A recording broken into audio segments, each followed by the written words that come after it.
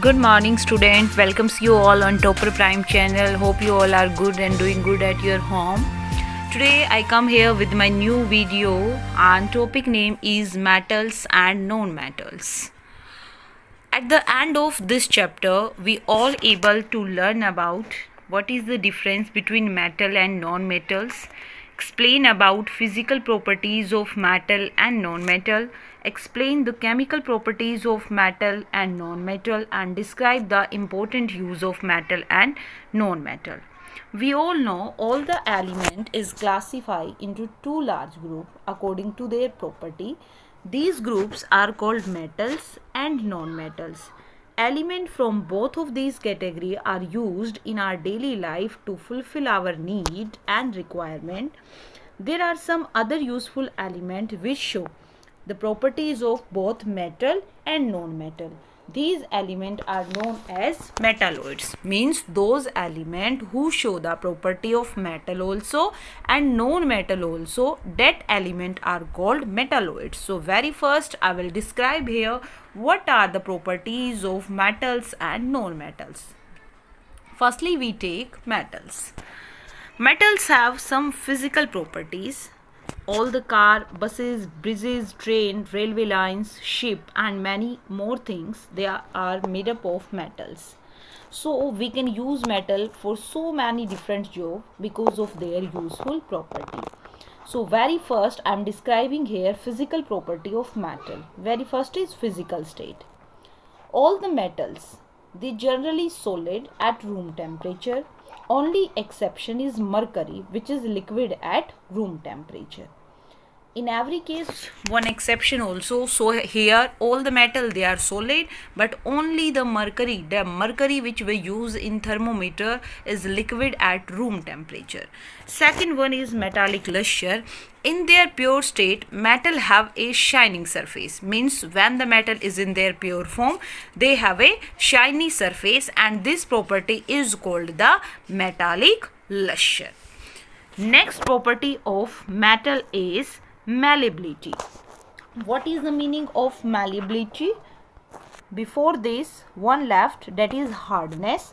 What is the meaning of hardness? All the metal are generally hard and the hardness vary from metal to metal.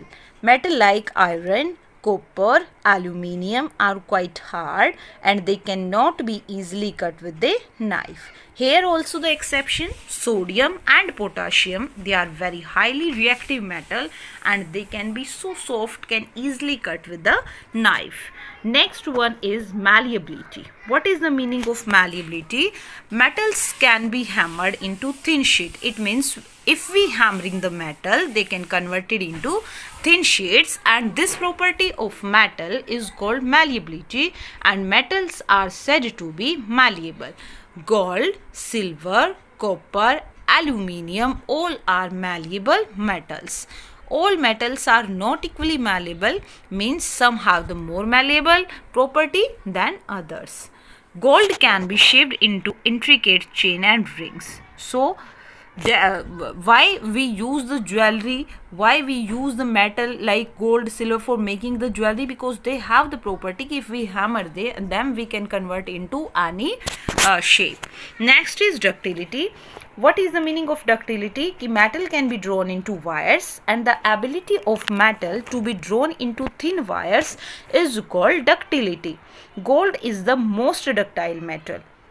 You all know the wire of copper, aluminium, iron we use in our home, and especially the copper wire we used for electrical fitting in our houses, and the electric bulb that we can use in our home have the filament. Filament is a thin wire that is also made up of tungsten due to the property of ductility. Next is the conduction of heat. What is the meaning of the conduction of heat? Means some of the metal they are used to passing the heat and electricity. So all the metal they are the good conductor of heat and electricity, and mainly the silver and copper they are the best conductor of heat. So whenever we make any pen, the handle of that pen is made up of plastic, because plastic is not a good conductor of heat and electricity. So for easily we can handle that pen during making something, so the handle of that particular pen is made up of non-metal like plastic, but the pen that is made up of metal. Lead and mercury are comparatively poor conductor of heat. Next is the conduction of electricity. All the metals, they are the good conductor of electricity. You must have seen cable wire in and outside your houses.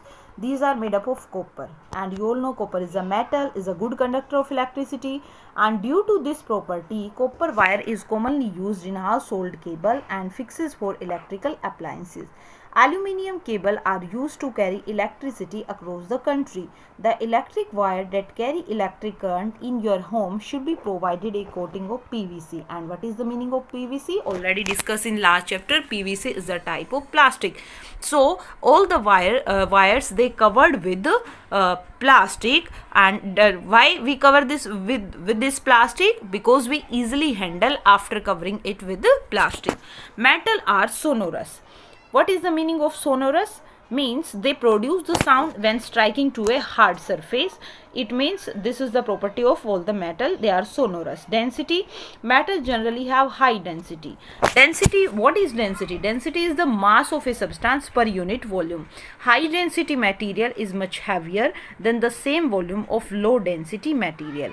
Lead is a metal with high density, and it is used as a weight for some fishing net and lines, and it also attached to the diver's chute. Melting and boiling point. Metals, all the metals generally they have high melting point, means they melt at very high temperature and high boiling point, and they cannot be melt easily. Next is all these are the property of metals. Now we study some property of non-metals. Non-metals property is totally opposite to the metals, and example of non-metals are carbon, sulfur, iodine, oxygen, hydrogen. All these are the non-metal. So very first, like the metal, here also we discuss about the physical state. So non-metal have been found to exist in all three states, means in solid, liquid and gaseous. And out of 22 non-metal, 10 non-metal are solid. Only one non-metal, that is bromine, is liquid, and rest 11 non-metal are gases. So that's why we are saying that these are found in all three states, in solid, liquid and gas. Like in metals, only mercury is liquid at room temperature, and in non-metal only bromine is liquid at room temperature. Second is brittleness. Brittleness means they easily can break down when hammered or stretched.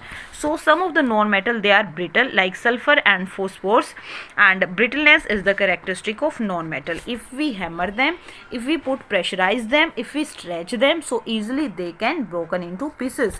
Next is malleability. So non-metal, they are non-malleable because they are brittle. If we do hammering over them, so easily they can broken into pieces, so that they don't have the property of malleability and ductility. Next is electrical and thermal conductance. Except the graphite. Graphite is not a metal, it's a non-metal. All the non-metal are poor conductor of heat and electricity. It means graphite is a good conductor of electricity. You all know we use the pencil. That pencil lid by which we write something over the page is made up of lead, and that lead is a good conductor of electricity. Next is softness. Except diamond. Diamond is also a non-metal, which is the hardest natural substance known. All other non-metal are soft. And for example, phosphorus and sulfur, these are the non-metal. So only diamond is the hardest natural substance like the metal, but this is exception in case of the non-metal. Next is melting and boiling point. Non-metal usually have low melting and boiling point. However, diamond is again exceptional case with the high melting point of 3600 degrees Celsius, and graphite melting point of 3500 degrees Celsius. So these two are exception in case of non-metal. Density. Non-metal are light and have low density. Metal density is high, but in case of non-metal they have low density. For example, density of phosphorus is only 1.82 to 2.3 gram per centimeter cube, and that of sulfur is about only 2.0 gram per centimeter cube. So these are the some properties of the metal and non-metal. Here you can see the difference also easily you can study by this PDF. Next is here some exception given. These are very important in paper point of view. Iodine and graphite both are non-metals and have luster. We already study now कि metal have the property of luster, but some of the exceptional case in non-metal also. Iodine and graphite, they both are non-metal but they have luster. Sodium and potassium both metal but they have low melting point. Metal have the high melting point, but here sodium and potassium is the exception. Both metal have low melting point. Mercury is only the metal which is liquid at room temperature, because all other metal have solid and only mercury is the exception case here, liquid at room temperature. Graphite, it's a non-metal, one of the best conductor of electricity, while lead, it's not a metal, it is a non-metal and it is a poor conductor of electricity. Lead, a metal, is a poor conductor of electricity. Sodium and potassium, both metal are so soft. Other metal, they are very hard, but they are so soft that they can be cut with the knife. And lead is also a soft metal, while diamond is a non-metal and is very hardest substance known to man. Aluminium is a very light metal. Other metals, they are heavy, but exceptional case aluminium is very light metal. These are the physical properties of metal and non-metal. Now we just look about chemical properties of metals and non-metal. So what is the meaning of chemical property? Means how the chemical property of a substance describe its possible reaction with other substance. Means how they can react with other substance, what they form if they react with any other, and these are explained with the help of some word equation. You can see very first, reaction of metal with oxygen. Reaction of metal with oxygen. So I am describing here reaction of metal with oxygen. So this is the metal. Metal react with oxygen, and whenever any metal it react with oxygen, it form the oxide of metal, and that oxide of metal are basic in nature. They are not acidic, they are basic in nature. For example, this is sodium. Sodium is a metal, it react with oxygen, and after reacting with oxygen it form the oxide. This is sodium oxide, but this sodium oxide are basic in nature. This is very important point here. This sodium oxide is basic in nature. So in the same way, other reaction you can see easily. They are metal, and whenever they react with oxygen they give the formation of oxide, and all the oxide are basic in nature. But here also some exception. This show sodium and potassium react so vigorously because they are highly reactive metal that they catch fire as soon as they are kept in open air. So these metal therefore kept under kerosene or paraffin oil. By doing so, the oxygen and other reactive gases are cut off, and so the reactive metal do not react. Zinc react with oxygen. Zinc is also a metal to form zinc oxide only when it is strongly heated. It means this is the metal, when it react with oxygen, we provide a strong heating, then only it converted into the zinc oxide. So this is the reaction of metal with oxygen. Second one is the reaction of non-metal with oxygen. Here you can see easily, this is the sulfur. Sulfur is a non-metal. Whenever it react with oxygen, it also form the oxide, but this time this oxide is acidic in nature. What is the nature of oxide here? These oxide are acidic in nature. Same here, carbon.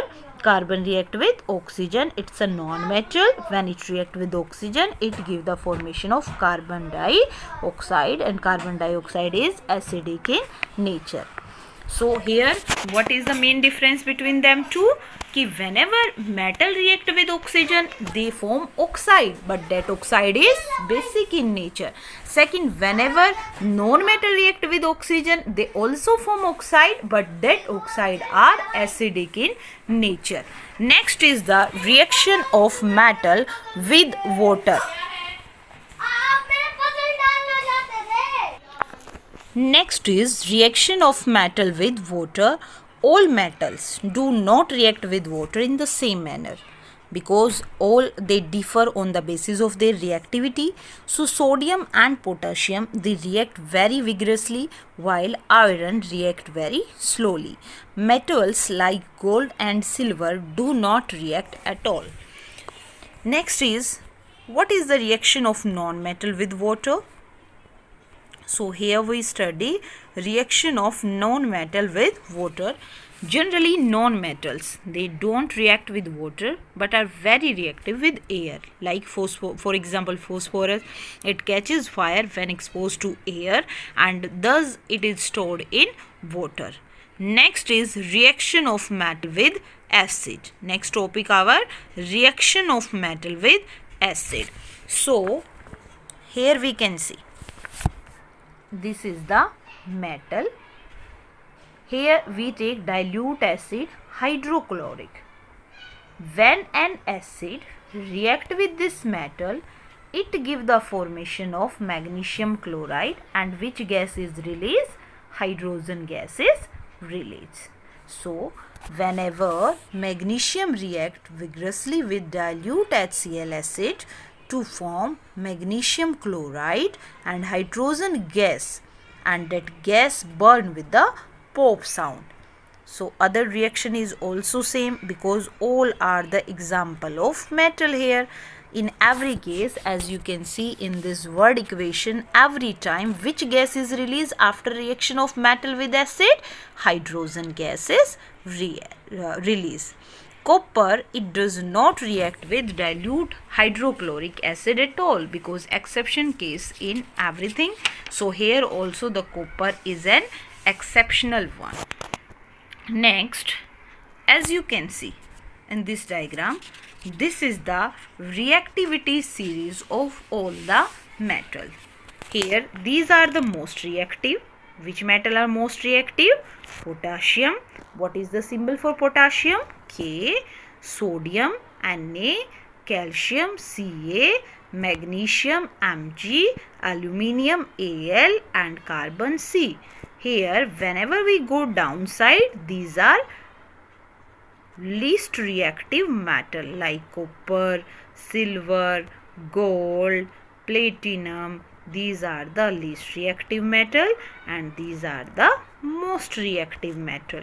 So here easily you can see this reactivity series by this diagram, and you learn the symbol also. What is the symbol of copper? Cu. Silver Ag. Gold Au. Platinum Pt. Mostly the tin, the student forgotten about tin, they write Ti. No, but the symbol of tin is Sn. Lead we can denote it by P. Zinc we denote by Zn. Iron by Fe. Aluminium Al. Magnesium Mg. So this is the reactivity series of all the metal. Next we study what is the displacement reaction. Displacement reaction is the reaction in which a more reactive metal can displace a less reactive metal from its compound. That is known as the displacement reaction. For example, here you can see on the page, focus here, this is iron. Iron sulfate, FeSO4, this is the word equation, this is the chemical formula. Whenever it react with copper, no reaction, no reaction. It means metal A, here you can see easily, this is the copper sulfate. Whenever it react with iron sulfate, this is the copper sulfate. Whenever it react with iron sulfate, iron is more reactive than this copper. So what is the function of iron here? Iron displace the copper from their salt solution and take the place of the copper.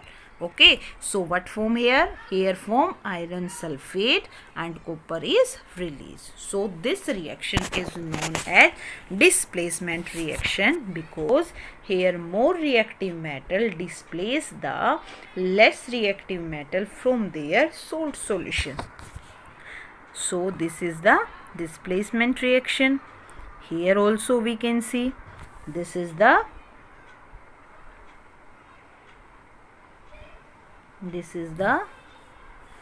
copper sulfate react with zinc. So whenever it react, it gives the formation of zinc sulfate. It means which metal is more reactive here? Zinc. So zinc displace the copper from their sulfate solution and give the formation of zinc sulfate, and which metal is released here? Copper. So hope so this concept of displacement reaction is clear to all. Next we study about the phenomena of rusting. Rusting is a term used for the corrosion of iron. In Hindi language we can say jung lag jana, that is the rusting. So it is the term used for the corrosion of iron. Many metal corrode but only one, iron, rust. Rusting of iron is a very serious problem because every year enormous means a large amount of money we spend to replace the damaged iron and steel structure to protect them from rusting. How the rusting take place? When an iron object is exposed to moist air for quite some time, then iron get converted into reddish brown substance, and that reddish brown substance is known as rust. This process is known as rusting. Here you can see in this reaction, iron it react with oxygen in presence of water and rust form, hydrate iron oxide. So what are the way by which we can prevent the iron from rusting? There are different ways like painting, oiling and greasing, plastic coating, chromium plating, galvanizing and alloying. Galvanization, it's a very important phenomena to protect iron from rusting. What we will do in this method? This method allow a coating of a more reactive metal, zinc, to react with oxygen rather than iron or steel. It means we cover the iron with the layer of zinc and protect the iron from rusting. Second one, alloying. This method changes the properties of metal. Why? Because in alloy we mix two or more than two metals. So here properties of a metal change, and generally the oxide of non-metal, already we study in chemical reaction, generally the oxide of non-metal are acidic in nature. Next important topic of this, what are the uses of this metal and non-metal? Metal, they are good conductor of heat, so they are used for making cooking utensils. Gold, silver, platinum, they are very least reactive metal. So they are used to make jewelry because they have the property of malleability and ductility. Iron, copper, aluminium, they are also used to making cooking utensils and for electrical fitting. Copper and aluminium are used to make wires to conduct the electricity. Mercury, this is the exceptional case in case of metal, this is the metal which is liquid at room temperature, so this we can use in thermometer. Iron in its different form is used in the construction of building. Aluminium and zinc are used in coating the iron to prevent its rusting. Next, what are the uses of non-metal? Chlorine. Chlorine is a gas, and this gas is a non-metal, is used as a disinfectant because the chlorine tablet we add in water for the purification of water. Next is phosphorus. This is used in manufacturing of phosphoric acid and superphosphate fertilizers, means those fertilizers which we use in our field. Sulfur is used for making sulfuric acid, which in turn used for making plastic, dyes, drugs, detergents, explosives and fertilizers. Phosphorus is also a known metal, is used in the preparation of firework and smoke screen. Powdered graphite. Graphite is a non-metal, is used as a dry lubricant. So these are the topics under the metal and non-metal. Hope so this concept is clear to all the students. So stay at home, be healthy and be happy. Thank you.